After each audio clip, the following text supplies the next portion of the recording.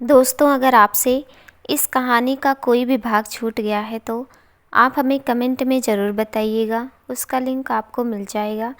24 घंटे हो चुके थे। रूही को नॉर्मल वार्ड में भी शिफ्ट कर दिया गया था। सभी रूही के सामने खड़े थे। रूही अपनी आंखें धीरे धीरे खोलती है। वह सभी को अपनी आंखें खोल देखती है, लेकिन फिर भी उसकी आंखें किसी को तलाश कर रही होती है। तभी रूही जीवन को देखते हुए कहती, जीवन, मम्मा पापा कहाँ हैं? जीवन उसकी बातें सुन कुछ नहीं कहता। वह अपने सर नीचे किए रखता है। रूही को कुछ भी समझ नहीं आता। तभी वह जीवन से फिर से पूछती है, जीवन, मुझे बताओ मम्मी पापा कहाँ हैं? उसकी बातें सुन जीवन की आंखों से हल्का सा आंसू आ जाता है। उसे समझ नहीं आता कि वह क्या कहे। रूही को कुछ भी समझ नहीं आता कि जीवन उसे क्यों नहीं बता रहा है कि उसके मम्मी पापा कहाँ हैं। वह परेशान हो जाती है। तभी रुद्र उसके पास जाकर बैठ जाता और प्यार से उसके सर पर हाथ रखते हुए कहता है, रूही, परेशान मत हो, तुम्हारे मम्मी पापा बिल्कुल ठीक हैं। तुम्हारी हालत देख तुम्हारी मम्मी कुछ ज़्यादा ही हेडेक ले लिया था, जिसके कारण उन्हें थोड़े से आराम की ज़रूरत थी। वह बगल वाले रूम में आराम कर रही हैं। जैसे उठेंगी सबसे पहले तुमसे मिलने आएंगी। रुद्र एक ही सांस में अपनी सारी बातें रूही को कह देता है। रूही को एहसास हो जाता है कि जरूर रूही की यह हालत देख उसकी मम्मी की तबीयत बिगड़ गई है।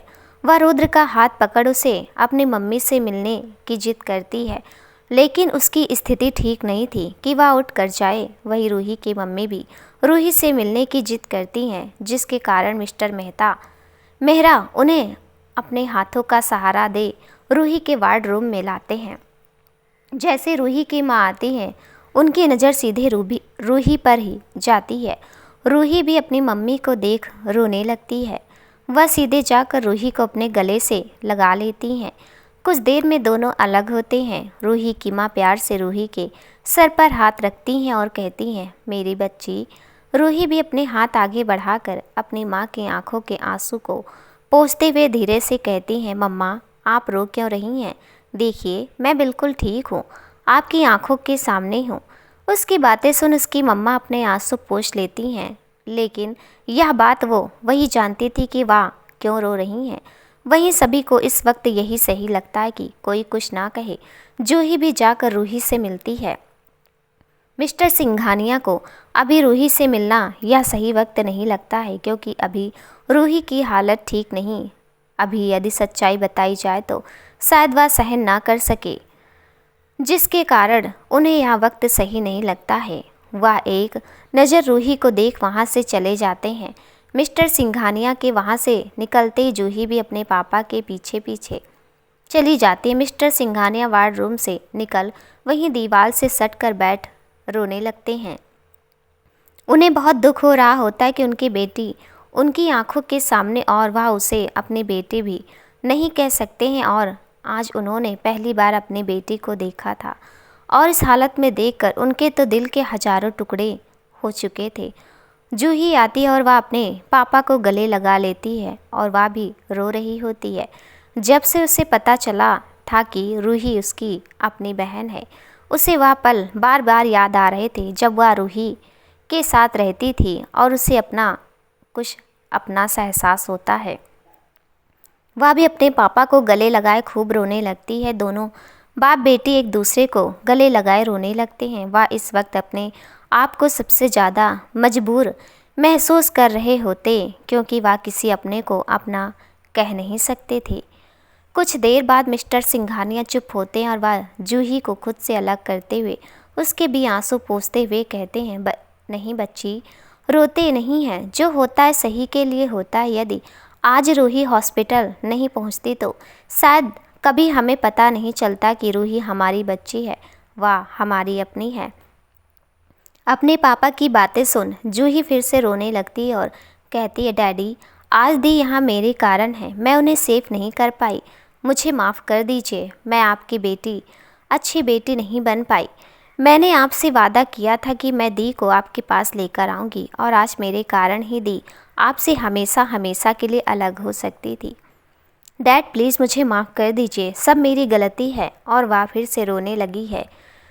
तभी मिस्टर सिंघानिया उसे चुप कराते हैं और उसे कहते हैं कि वह खुद को ब्लेम करना छोड़ दे, क्योंकि इसमें उसकी कोई गलती नहीं थी। वह किसी तरह जूही को संभालते हैं और फिर से जूही को लेकर रूम के अंदर चले जाते हैं। 3 दिन बीत चुका होता है रूही का हॉस्पिटल में। इन 3 दिनों में सभी ने रूही का खूब ख्याल रखा था। मिसेस मित्तल तो रूही को छोड़ने का नाम ही नहीं ले रही थी। वह 1 मिनट के लिए भी रूही को नहीं छोड़ती थी। रूही को उसका माँ का व्यवहार थोड़ा सा चेंज दिख रहा था, लेकिन उसे लगता है कि शायद वह रूही का यह हाल देखकर ऐसा कर रही हैं। वही मिस्टर मित्तल रूही से नज़रें तक नहीं मिला पा रहे होते हैं। वह जितना हो सके रूही के नज़रों के सामने कम आते थे। 2-3 दिनों में रूही ने एक चीज़ नोटिस किया था। मिस्टर सिंघानिया हर वक्त हॉस्पिटल में ही रहते थे, चाहे वह वार्ड रूम के अंदर या फिर बाहर। रूही के मन में उनके लिए बहुत से सवाल हैं, जैसे वह कौन है, वह यहाँ क्यों है, वह तो रूही को जानते भी नहीं है। फिर रूही के कारण वह 3 दिनों से हॉस्पिटल में क्यों है। लेकिन इन सभी सवालों के जवाब शायद उसे नहीं मालूम था। आज रूही को डिस्चार्ज मिलने वाला था, इसलिए वह खुश थी। वह हॉस्पिटल में रह रहकर बोर हो चुकी थी। रूही की माँ को समझाकर सभी ने घर भेजा होता है। वह घर भी इसलिए जाती है ताकि रूही के आने की तैयारियां कर सके। मिस्टर सिंघानिया के मन में भी कुछ बातें चल रही थी। रुद्र के मन में भी कुछ बातें थी जो मिस्टर सिंघानिया और मिस्टर मित्तल से करना चाहता था। सारा प्रोसेस कर सभी हॉस्पिटल से जा चुके थे घर। हॉस्पिटल में केवल रुद्र और रूही होते हैं। रुद्र रूही को अपनी बाहों में उठाता है और कार में ले जाकर बैठा देता है। वह खुद ड्राइविंग सीट पर बैठ पहले रूही के सीट बेल्ट को लगाता है, फिर खुद का सीट बेल्ट लगा गाड़ी को स्टार्ट कर देता है। गाड़ी में कुछ देर तो शांति छाई रहती है। फिर रूही रुद्र की ओर देखकर कहती है, रुद्र आप मुझसे नाराज़ हैं क्या? आप मुझसे क्यों बातें नहीं कर रहे हैं? मैंने 3 दिनों से नोटिस किया आप मुझसे नाराज़ हैं। क्यों? प्लीज़ मुझे बताइए ना, आप मुझसे क्यों बातें नहीं कर रहे हैं? आपकी चुप्पी मुझे डरा रही है। रुद्र प्लीज़ कुछ तो कहिए, कुछ कहिए ना। रुद्र इसी तरह वह रुद्र को कह रही थी रूही, लेकिन फिर भी रुद्र उसका कोई जवाब नहीं देता है। तो रूही रुद्र का हाथ पकड़ गाड़ी को रोक देती। गाड़ी साइड होने के कारण कोई दिक्कत नहीं होती है और रुक जाती है। वहीं फिर से रुद्र को झकझोरते हुए कहती है, रुद्र प्लीज़ आप मुझसे बातें करिए ना। रुद्र प्लीज़ आप चुप क्यों हैं? मुझे बहुत डर लग रहा है। रुद्र कुछ तो कहिए, आपकी चुप्पी मैं बर्दाश्त नहीं कर सकती। रुद्र कुछ तो कहिए। लेकिन रुद्र कुछ नहीं कहता है। रुद्र की आंखों में आंसू आ रहे होते हैं। वह अपने आंखों के आंसू पोंछते हुए कहती है, रुद्र तो कहिए आप क्यों मुझसे नाराज़ हैं? तभी रुद्र गुस्से से रूही के दोनों बाहों को पकड़ते हुए कहता, क्यों तुमने सारी गोली अपने ऊपर तुमने ली? क्यों एक बार भी नहीं सोचा कि यदि तुम्हें कुछ हो जाता तो मैं कैसे जीता? तुम जब हॉस्पिटल में थी तो मैं तिल तिल मर रहा था। तुम तो अंदर बेहोश पड़ी हुई थी, लेकिन बाहर हल पर मेरी जान जा रही थी। तुमने एक बार भी नहीं सोचा कि यदि तुम्हें कुछ हो जाएगा तो मैं या तुम्हारे पापा माँ तुम्हारे बिना कैसे जिएंगे? बस तुमने सारी गोलियाँ अपने ऊपर ले ली। क्यों किया तुमने? या यदि तुम्हें कुछ हो जाता तो हम कैसे जीते? तुमने एक बार भी नहीं सोचा। रुद्र की बातें सुन रूही रोने लगती है। उसे पता तो था कि रुद्र उससे प्यार करता है, लेकिन इतना वह नहीं जानती थी। और कब रुद्र से इतना प्यार करने लगी कि उसके लिए जान देने को भी तैयार थी, उसे पता ही नहीं चला।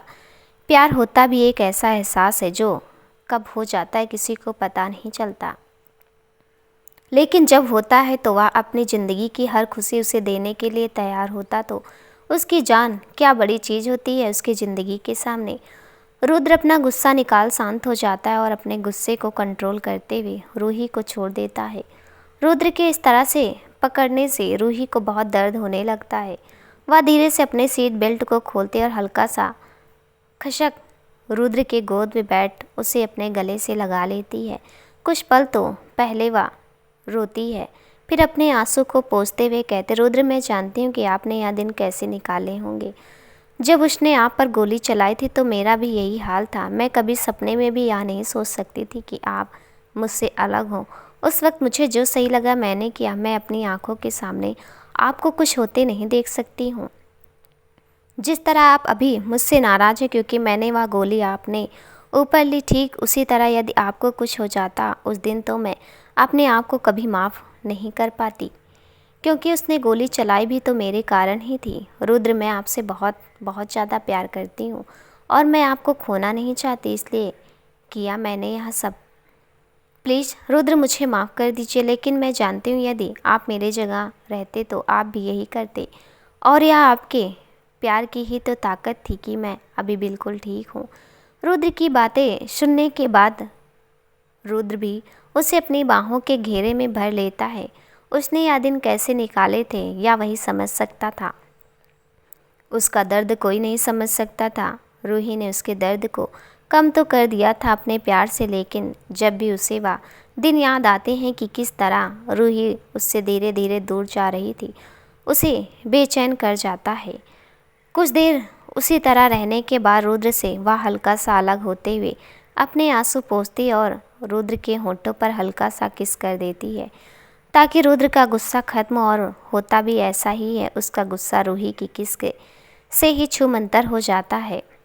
उसका प्यार हर दर्द पर मरहम लगा जाता है जो इन कुछ दिनों में रुद्र ने सहा था। फिर रुद्र आराम से रूही को उसके सीट पर बैठाता है और सीट बेल्ट लगाकर कार स्टार्ट कर देता है और वह लोग वहाँ से निकल जाते हैं। रुद्र रूही को लेकर उसके घर चला जाता है। वह आराम से रूही को ले जाकर सोफे पर बैठा देता है। रूही की मम्मी रुद्र का वेलकम घर में बहुत अच्छे से करती हैं और वह अपने बेटी के घर आने से बहुत खुश थी। साथ में उनके मन में एक दर्द था कि जब रूही को पता चलेगा कि वह उसकी माँ नहीं है तो रूही की कैसी प्रतिक्रिया रहेगी। रूही एक नज़र पूरे घर को देखती है। रूही के बगल में ही उसके पापा मिस्टर मित्तल बैठे हुए होते हैं। रुद्र भी वहीं सोफे पर बैठा हुआ था। रूही की मम्मी किचन से चाय बनाकर लाती और सभी को देती हैं। रूही चाय का कप लेते हुए कहती हैं, मम्मा, जूही कहीं नहीं दिख रही है और जीवन कहाँ है? मुझे उससे मिलना है। उन्हें तो यहाँ होना चाहिए था ना, लेकिन वह यहाँ क्यों नहीं है? रूही का सवाल देख सभी एक दूसरे को देखने लगते हैं। तभी दरवाजे के पास जूही और जीवन दोनों साथ में कहते हैं, हम यहाँ हैं। रूही दोनों को देख खुश हो जाते। दोनों मुस्कुराते हुए रूही के पास जाते हैं और उसे गले लगा लेते हैं। उन दोनों के पीछे मिस्टर सिंघानिया भी आ रहे होते हैं, जिस पर किसी की नज़र नहीं जाती है। जब दोनों रूही से गले मिलकर अलग होते हैं तो रूही का ध्यान मिस्टर सिंघानिया पर जाता है। वह मिस्टर सिंघानिया को पहले कुछ देर एकटक देखते रहती है। उन्हें ऐसा लगता जैसे कोई उसका अपना ही हो। तभी वह रुद्र की ओर देखते हुए कहती, रुद्र, कौन है ये? मैंने इन्हें हॉस्पिटल में भी देखा है। ये हॉस्पिटल में भी मेरे आसपास ही रहते हैं, लेकिन मैं इन्हें नहीं पहचानती। यह कौन है? रूही का यह कहना मिस्टर सिंघानिया को बिल्कुल भी अच्छा नहीं लगता है। उनकी अपनी बेटी उन्हें पहचान नहीं रही थी। उनके लिए इससे बुरी बात भी हो भी क्या सकती थी। उनकी शक्ल बिल्कुल रोने जैसी हो जाती है। तभी जूही उनके पास आती है और उनके हाथों को पकड़ते हुए कहती है, रूही दी, या मेरे डैडी हैं। कुछ दिन पहले ही इंडिया आए हैं। मैं और जीवन इन्हीं को लेने गए थे क्योंकि यह आपसे मिलना चाहते थे।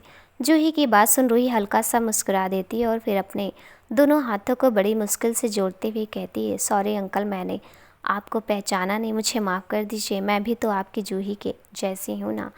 रूही की बात सुन सभी हल्का सा मुस्कुरा देते हैं। मिस्टर सिंघानिया उसके पास जाते हैं और उसके सर पर अपने हाथों को रख कहते हैं, हाँ बेटा, तुम बिल्कुल मेरी जूही के जैसी ही मेरी बेटी हो।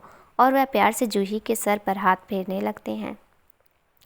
सभी कुछ देर आपस में बात करते हैं। तभी रुद्र रूही की ओर देखते हुए कहता, रूही, तुम्हें अब आराम करना चाहिए। रुद्र की बात सुन सभी हाँ में हाँ मिला देते हैं। तो रुद्र रूही को अपनी बाहों में उठा उसके कमरे में लेकर चला जाता है। रुद्र का इतना केयर करना रूही का सभी को अच्छा लग रहा होता है। मिस्टर मित्तल दोनों को जाते हुए देखकर कहते हैं, जानता हूँ कि आपका अधिकार है, लेकिन रूही के लिए रुद्र बहुत अच्छा है। प्लीज़ उन्हें अलग मत कीजिएगा। मेरी रूही को रुद्र से ज़्यादा कोई प्यार नहीं कर सकता, और रूही जैसे ठीक हो जाएगी मैं उसे सारी सच्चाई खुद बता दूंगा। आपको इसकी टेंशन लेने की ज़रूरत नहीं है। रूही आपको अपना पिता ज़रूर मानेगी। मिस्टर मित्तल की बातें सुन जूही जाकर उनके पैरों में बैठकर उनके दोनों हाथों को पकड़ते हुए कहती है, अंकल, आपको इस तरह बार बार माफ़ी मांगने की ज़रूरत नहीं है। इसमें आपकी कोई गलती नहीं। हालातों के आगे कभी कभी इंसान मजबूर हो जाते हैं। उसी मजबूरी में आपने यह किया। हमें आपसे कोई शिकायत नहीं है। और क्या हम रूही दी के खातिर इन सभी बातों को भूलकर एक नई तरीके से एक हैप्पी फैमिली की तरह नई ज़िंदगी की शुरुआत नहीं कर सकते हैं?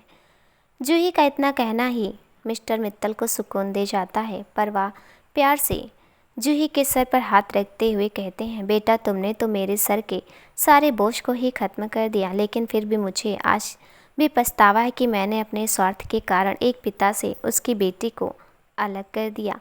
मिस्टर मित्तल इतना ही कहते हैं, तभी मिस्टर सिंघानिया उनसे कहते हैं, आपकी गिल्टी फील करने की कोई ज़रूरत नहीं है। जो होता है अच्छे के लिए होता है।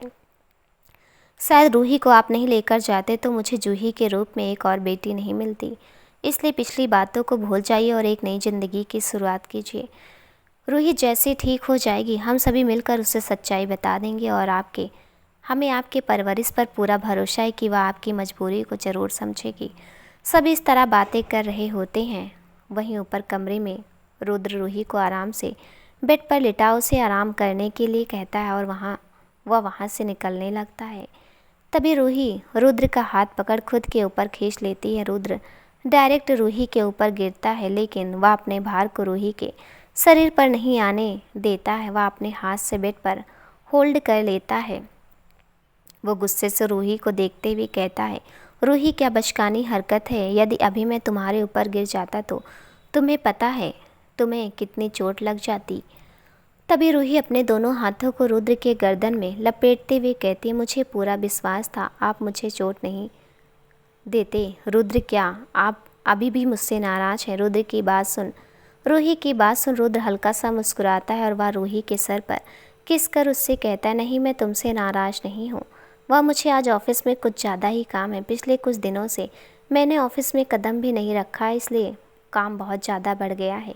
इसलिए सोचा कि कुछ काम कर लूँ। रुद्र की बात सुन रूही हल्का सा मुस्कुराती वह अपने शरीर को हल्का सा ऊपर उठाते रुद्र के दोनों गालों पर किस कर उसे कहते, रुद्र प्लीज़ आप मुझसे नाराज़ मत होया कीजिए। आप जब मुझसे रूठ जाते हैं तो मुझे ऐसा लगता है कि मेरी सारी दुनिया रूठ गई है। रूही की बात सुन रुद्र मुस्कुरा देता है और फिर से उसके सर पर किस कर उसे आराम करने के लिए कहता है और वह वहाँ से चला जाता है, क्योंकि उसे वाकई में बहुत ज़्यादा काम करना था। कुछ दिनों में उसने अपने ऑफिस के एक भी काम को नहीं देखा था, जिसके कारण उसका ऑफिस अभी उसके स्टॉप के भरोसे ही चल रहा था। कुछ दिन इसी तरह बीत जाते हैं। सब कुछ स्मूथली चल रहा होता है। रूही अब बिल्कुल ठीक हो चुकी होती है। आज रुद्र ने उससे वादा किया था कि उसके घर आएगा फिर से शादी की बात करने के लिए, इसलिए रूही बहुत ज़्यादा खुश थी। वह बहुत खुशी से इंतज़ार कर रही होती है। रूही रुद्र का वह अपनी मम्मा को बताने के लिए अपने रूम से नीचे आ रही होती है कि रुद्र आज घर आ रहा है। तभी वह वहाँ चल रही बातें सुन हैरान हो जाती है और उसकी आंखों से आंसू आने लगते हैं। मिस्टर मित्तल मिस्टर सिंघानिया का हाथ को पकड़ते हुए कहते हैं, रूही बिल्कुल ठीक हो चुकी है और रूही का सच जानने का समय आ गया है। हम आज ही बताएंगे रूही को कि रूही के असली पिता आप हैं और उससे सारी सच्चाई भी। मिस्टर सिंघानिया खुश हो जाते हैं और वह खुशी में मिस्टर मित्तल के हाथों को पकड़ते हुए कहते हैं, सच में क्या रूही मुझे अपना पिता स्वीकार करेगी? मुझे बहुत डर लग रहा है। यदि वह नहीं मानी तो। वह दोनों आपस में इसी तरह बातें कर रहे होते हैं। रूही उन दोनों की बातें सुन लेती है। अचानक ही जूही की नज़र रूही पर चली जाती है। वह अपनी आंखें बड़ी करके रूही को देख रही होती है। तभी वह कहते, रूही दी। उसके मुंह से सिर्फ इतना ही निकलता है। वहाँ सभी शौक होकर रूही को देख रहे होते हैं। वही रूही अपनी आंखों के आंसू को पोंछती और वापस से अपने कमरे में चली जाती है और अंदर से दरवाज़ा लॉक कर वहीं बैठ रोने लगती है। बहुत देर तक उसी तरह वहाँ बैठी रोती रहती है। वहीं नीचे जब सभी यह देखते हैं कि रूही ने सब कुछ सुन लिया है तो वह उन्हें बहुत टेंशन होने लगती है कि रूही क्या कहेगी, कहीं वह गुस्से में कुछ कर न दे। सभी को बहुत ज़्यादा टेंशन हो रही थी। वह लोग भी उसके पीछे पीछे ऊपर आते हैं। रूही के दरवाज़ा बंद करने के कारण सभी दरवाजे बाहर से आवाज़ लगा रहे होते हैं, जिसके कारण कोई भी अंदर नहीं जा पा रहे होते हैं। वहीं अंदर में रूही वहाँ से उठती और अपने बेड के नीचे बैठ वहाँ रखे टेबल से अपने मम्मी पापा की तस्वीर को अपने हाथों में लेते हुए कहती है, नहीं ऐसा नहीं हो सकता, मेरे मम्मी पापा तो आप हो, मॉम डैड या झूठ है, ऐसा हो ही नहीं सकता, मेरे मम्मी पापा केवल आप हो, ऐसा हो ही नहीं सकता। तो क्यों कहा आपने कि मैं आपकी बेटी नहीं हूँ, आप बहुत बुरे हो। वह इसी तरह अपने पापा की तस्वीर को गले लगाए वहीं बैठे रोते रोते उसी तरह सो जाती है। कुछ देर तक जब रूही की आवाज़ भी नहीं आती है तो सभी परेशान हो जाते हैं। तभी वहाँ जीवन और रुद्र एक साथ आते हैं। वहाँ का माहौल देख रुद्र डर जाता है। तभी उसे जूही सब कुछ बता देती है। जूही की बात सुन रुद्र गिर जाता है, कहीं रूही को इस चीज़ का सदमा ना लगा हो। वह यही सोचने लगता है। एक दो बार वह रूही को आवाज़ देता, लेकिन जब रूही दरवाज़ा नहीं खोलती है तो वह दरवाज़ा को तोड़ अंदर चला जाता है और अंदर का नज़ारा देख राहत का सांस लेता है। रूही अपनी गोद में एक तस्वीर को पकड़े हुए वहाँ उसी तरह सो रही होती है। रुद्र रूही के पास जाता है और सबसे पहले उसके चेहरे को देखता है, जो रोने की वजह से काफ़ी लाल हो गए थे। वह रूही को अपनी गोद में उठा बेड पर लेटा देता है। रूही उस तस्वीर को छोड़ ही नहीं रही होती है। जीवन डॉक्टर को कॉल करता है। कुछ देर में डॉक्टर आते हैं। सभी वहाँ परेशानियों में खड़े होते हैं। डॉक्टर रूही का चेकअप करते हैं और मिस्टर मित्तल की ओर देखते हुए कहते हैं कि घबराने की कोई बात नहीं, उसे किसी बात का सदमा लग गया है, जिसके कारण यह थोड़ा सा इमोशनल हो गई है, लेकिन सब ठीक है, आप लोगों को ज़्यादा परेशान होने की ज़रूरत नहीं है। डॉक्टर की बात सुन सभी थोड़ा सा नॉर्मल होते हैं। डॉक्टर ने यह बात तो बिल्कुल सच कहा कि रूही इमोशनल हर्ट हुई थी। हर्ट हो भी क्यों ना, वह जिसे बचपन से अपना माँ बाप समझती थी, यदि वह कहेगी वह उसके पिता नहीं है तो उसके इमोशनली हर्ट होना तो बनता है। जिस इंसान को वह बचपन से ही अपने जन्म देने वाला माँ बाप समझती है, वह कहे कि वह अपने माँ बाप नहीं है तो उस पर क्या बीतेगी। हर्ट तो वह वाकई में हुई थी। इतना कह डॉक्टर वहाँ से चले जाते हैं। कुछ देर में रूही को होश आता है। तभी रूही के पास उसकी माँ बैठती है। रूही अपनी माँ को गले लगाते हुए कहती हैं, मम्मा प्लीज़ कह दो कि यह सब झूठ है। पापा ने जो नीचे अंकल से कहा वह सब झूठ है। प्लीज़ कहो ना कि सब झूठ है। लेकिन रूही की मम्मा कुछ नहीं कहती हैं। रूही अपनी मम्मा को हिलाते हुए कहती हैं, प्लीज़ कहो ना कि पापा ने जो कहा वह सब झूठ है। तभी उसकी मम्मी खुद से अलग करती हैं और उससे कहती हैं, रूही यह सच है कि मैंने तुम्हें जन्म नहीं दिया, लेकिन उतना ही सच है कि तुम मेरी ही बेटी हो। मैंने तुम्हें अपना दूध पिलाया है, मैंने तुम्हें अपना खून से सींचा है। तुम्हारे जिस्म में भले ही मेरा खून ना दौड़ता हो, लेकिन तुम्हें पालने के लिए मैंने अपने खून के हर कतरे को बहाया है, इसलिए तुम मेरी ही बेटी हो। बेटा क्या ज़रूरी है कि किसी भी बच्चे का माता पिता बनने के लिए उस बच्चे को जन्म देना ज़रूरी है? नहीं, मैंने भले ही तुम्हें जन्म ना दिया हो, लेकिन तुम्हें इतना प्यार दिया जितना शायद कोई सगी माँ भी अपनी बच्ची को ना दे सके। जानती हूँ यह बात जानकर तुम्हें सदमा लगा है, लेकिन सच कहती हूँ, जिस दिन सच्चाई मुझे पता चली थी मैं भी पूरी तरह से टूट गई थी। लेकिन जब मुझे समझ आया कि किसी रिश्ते का होने के लिए खून का नहीं दिल का होना ज़रूरी होता है, उस दिन मुझे समझ आ गया कि तुम तो हमेशा से मेरी ही बेटी हो।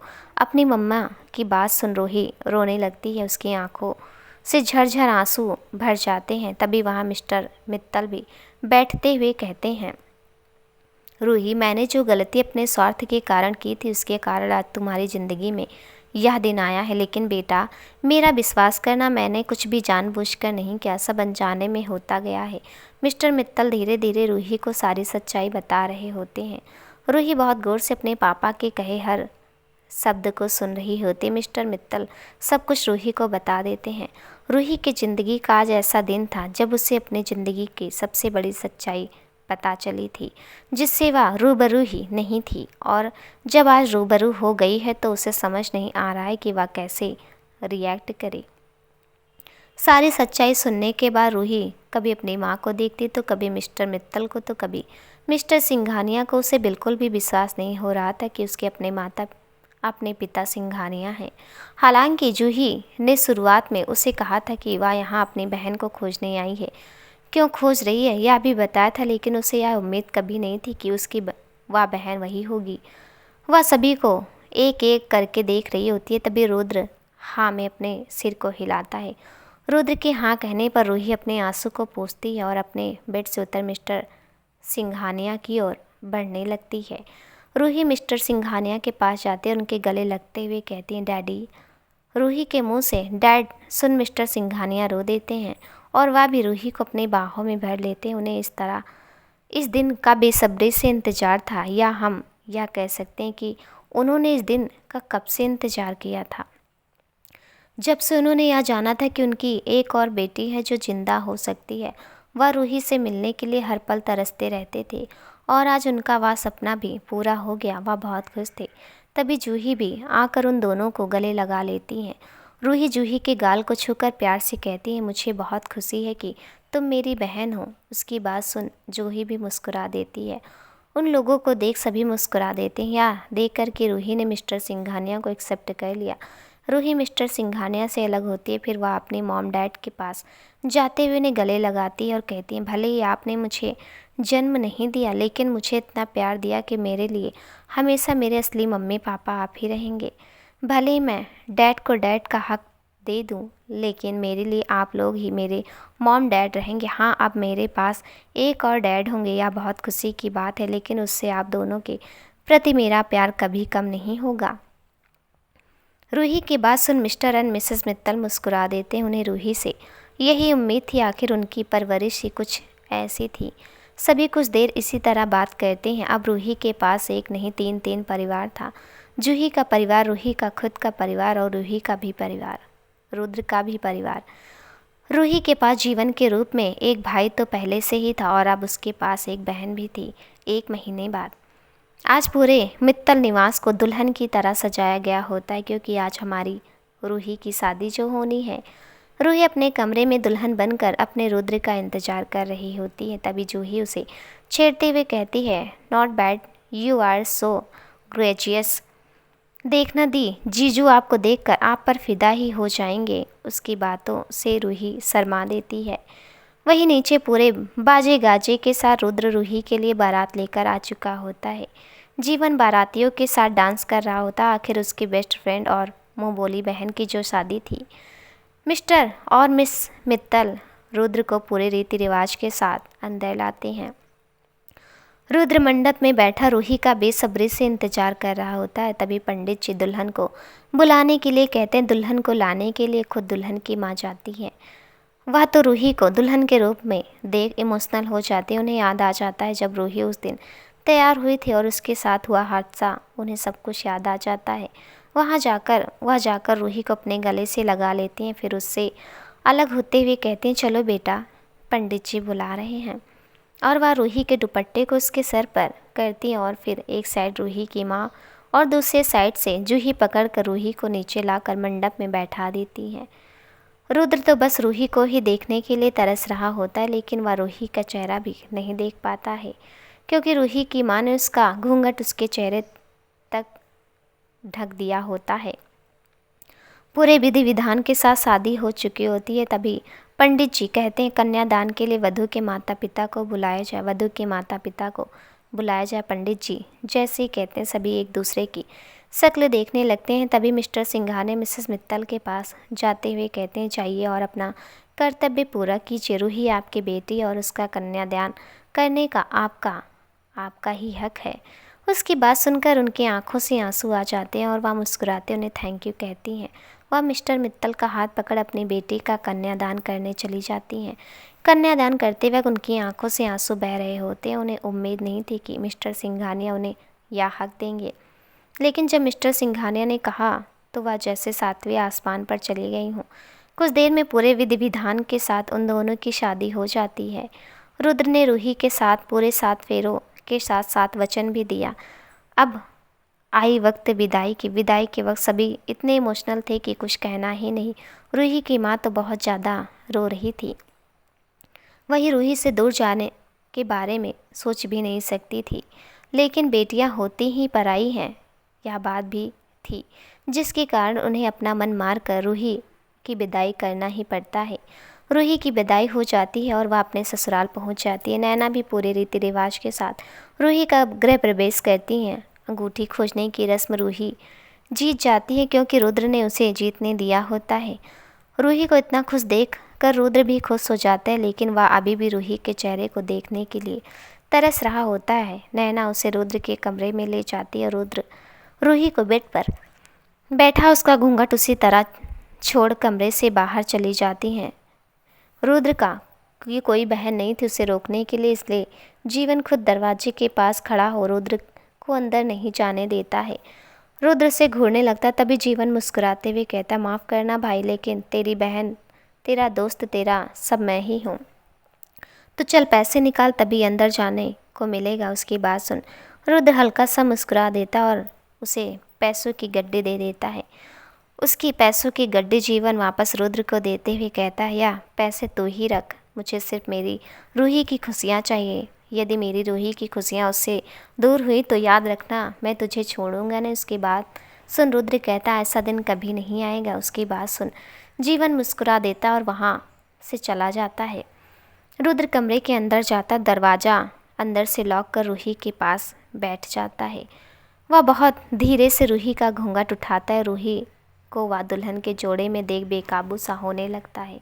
उसने रूही को उस दिन भी दुल्हन के जोड़े में देखा था, लेकिन वह दिन बहुत कुछ अलग ही था और आज का दिन अलग था। उस दिन रूही उससे दूर जा रही थी और आज रूही हमेशा हमेशा के लिए उसकी हो गई थी। वह रूही को सीधे गले लगा लेता है। रूही भी उसे अपनी बाहों में भर लेती है। आखिर उसने भी तो इस दिन का कितने दिनों से इंतज़ार किया था। दोनों एक दूसरे के बाहों में उसी तरह सिमटे हुए रहते हैं। तभी बिना रूही को खुद से अलग किए हुए रुद्र कहता है, रूही तुम खुश तो हो ना? उसकी बात सुन रूही कहती है, बहुत खुश, आपके आने के बाद से मेरी ज़िंदगी ही बदल गई। एक बात कहूँ?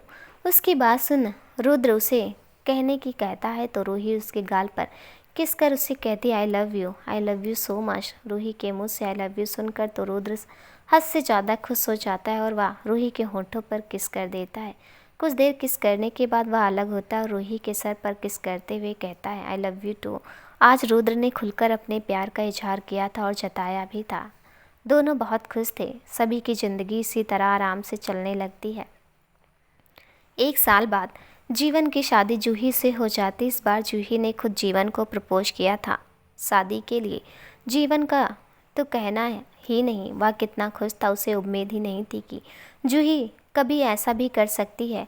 लेकिन कहते हैं ना, यदि दिल में प्यार हो तो वो चाहकर भी दूर नहीं रह सकते हैं। वही हाल जूही का था। प्यार तो वह भी जीवन से करती थी, लेकिन कभी कह नहीं पाई थी क्योंकि वह उसका दोस्त नहीं, उसकी दोस्ती नहीं खोना चाहती थी। लेकिन जब उसे एहसास हो गया कि वह जीवन से दूर जाकर नहीं जी पाएगी तो उसने खुद ही जीवन को शादी के लिए प्रपोज कर दिया।